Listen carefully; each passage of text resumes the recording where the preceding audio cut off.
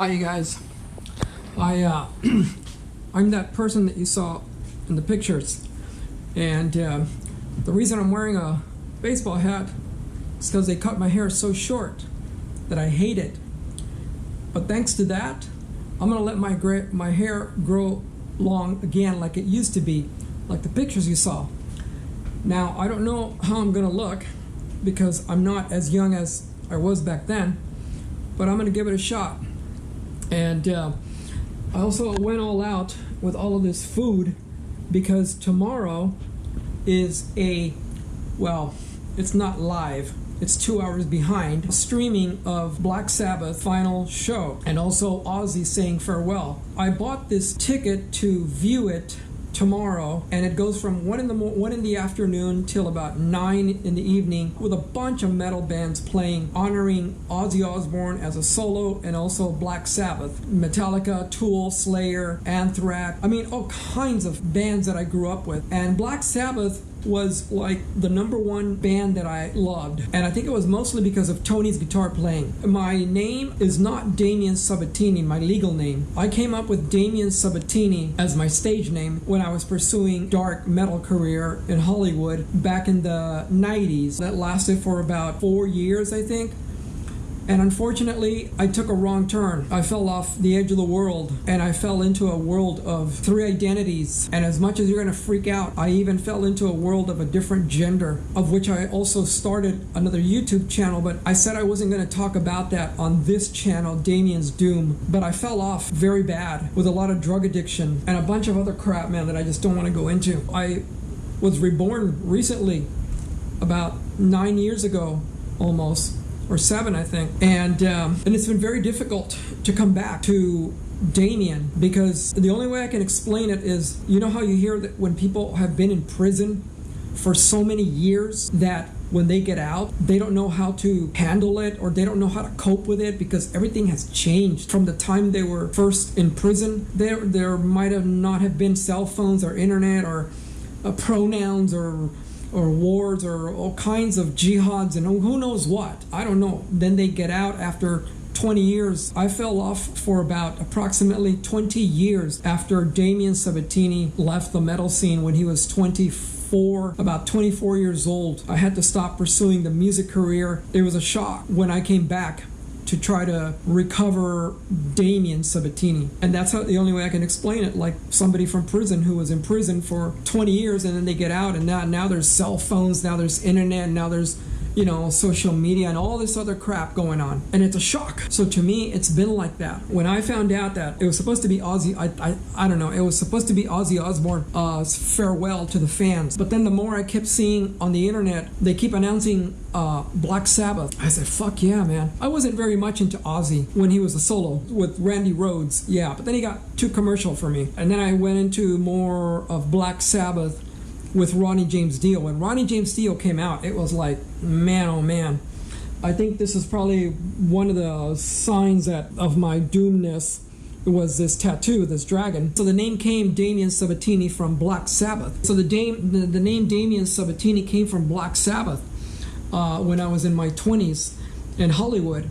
And Hollywood was happening big time back then. It was freaking awesome. And I was into the thrash, the death metal, some black metal. I wanted to get a name for myself. So I said, how do I get a name that's dark and, evil? Damian. And all because of Black Sabbath. And then I said, well, now I need something with Sabbath. So I split it in half. Sab. And I said, well, Sab, well, it can't be Damian Sab. Damian Sab. I said, what can rhyme with it? So somehow I came up with Sabatini. And that's how the name came from, Black Sabbath, Damian Sabatini. So for me, this show has been like so exciting for me. And also, I don't know what's happening, but they gave me this medication called gabapentin. It may not mean nothing to you. Ever since this whole show, back to the beginning show of Black Sabbath began, it's been like, for me too, going back to the beginning of Damian. And I don't want to get emotional here, but to me that's exciting, because I lost that dude. I lost Damian. Damian got lost, man. He fucking went off into a whole fucking world, man, that you won't even believe it. if I showed you. I got tons of photographs and videos and everything of that period. That I don't want to bring it into this YouTube channel. But Damian fell off, man. He fell off hard. And he's been trying to get back to that. But unfortunately, the music scene is dead now. It's gone. Nothing is the same. I'm not trying to pursue a music career anymore or chasing after the contract, the fame and all that. No, come on, I'm 58 years old, look at my tiny fucking hair. And then the way the world is today, everybody's at home with their fucking iPads and their DAWs and their plugins, I mean, how many people are playing live, finding other metalhead musicians to form a band? I mean, I found some people before when I posted an ad and they were like, "Hey, can you send me a file?" Like, file? Fuck, man.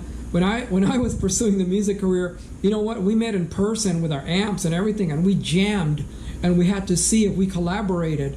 That's how we did it back then. None of this, oh yeah, I'll send you my file. What format do you want? What DAW? What bits? Is it is it is it GarageBand? Fuck no, man. We carried our gear and we met in person. We shook hands and we talked and then we jammed. And if it worked, fuck yeah, And if it didn't, well, hey, dude, no, I don't know. Sorry, don't think it's going to work out. But for me, it's been very emotional, this whole Back to the Beginning show of Black Sabbath, because I feel like a fucking kid. I promise I wasn't going to say fuck that much. I'm sorry. I feel like a kid. I mean, it's been so exciting because this gabapentin medication has been really uplifting me. I've only taken it for 3 days now, and it's somehow bringing me back to that Damian guy that I knew. I mean, God, man, my socializing, in the trolley has been just incredible. And I was like, wow, man, what am I doing? Saying hello to people, striking up conversations, and it's wonderful. And at the same time, I'm freaking out because I'm going, how long is this going to last? This is fucking awesome. I love it. I don't want to go out anywhere tomorrow. I might have to go back out tomorrow because I think I might drink this beer tonight. I went all crazy, buying all this food. And as a matter of fact, you know what? I am going to, if I can open it with one hand. So, this is in honor of Black Sabbath and Tony Iommi, Ronnie James Dio, and Ozzy Osbourne for bringing music to my life.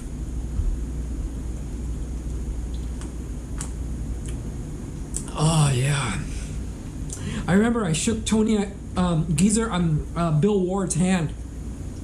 There was a live CD that they made back in the 90s, and they had a signing at Tower Records in Hollywood. And I remember walking in there, and when it was your turn to approach the table to get your CD signed, all I remember was Ozzy yelling, "Yeah, man!" At some other dude was going crazy on far end of the line, and then Geezer Butler was signing a CD, and all you could see is this massive hair. That's all you saw, like Cousin It. That's all you saw was a bunch of hair. And then Tony Iommi, man, my guitar hero, I just stared at him like, and then the guy smiled, and I was like, and then all of a sudden I turned and I saw Bill Ward get up. He got up out of his chair, reached over, and he shook my hand. And I was like, wow, man. So it was freaking awesome, that experience. So again, thanks to these guys, man. And damn, that's good beer. I don't drink much beer, but anyways, so I went all out, and I said, I'm gonna make me some hamburgers, and I bought ground beef, really good. It's fucking expensive too. And also this cheese. I said, I'm gonna have a hamburger probably in the morning with an egg, and I said maybe later I might have a taco with my flour tortillas that I just bought. These are made. Oh, they're fucking good. And then I got me some salsa. This is really good from Trader Joe's with my chips. And I got me some other snacks, some cranberries, cherries, trail mix. And I got my avocado that's perfectly ripe. And I got me a coconut. I got me my greens for my hamburger, some hummus, to give it some flavor. And then I got me this cinnamon roll, whatever thingamajig.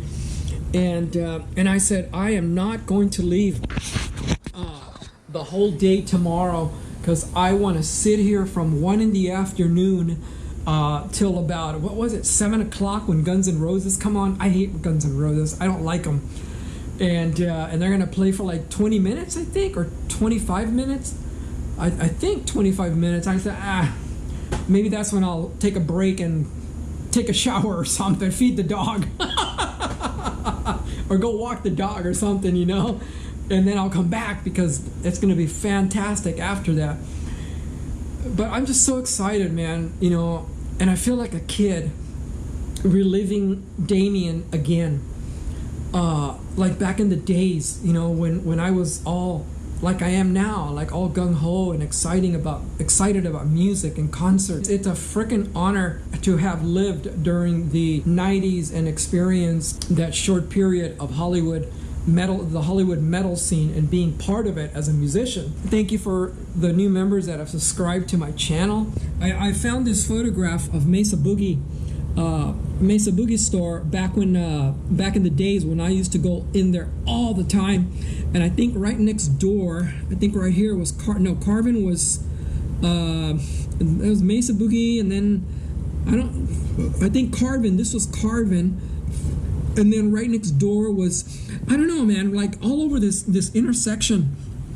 There was a bunch of, on the other side of this street, of this shop, Mesa Boogie, on the opposite side, and on the other side, well, actually, in the front, there was Guitar Center, the big one, with all the hand printing, but also right next to it, and on the opposite side, there was a bunch of other guitar shops that all focused on modifying guitar amps. I mean, it used to be packed, those, the Hollywood, back then. And then, now, they're all gone.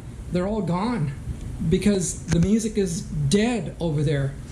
Well, I know that in Europe it's still pretty big from what I hear, but in Los Angeles it's a shithole. It's a fucking shithole, man. Anyways, you guys, thank you for watching. Make some comments if you also are going to watch the show to the Black Sabbath streaming.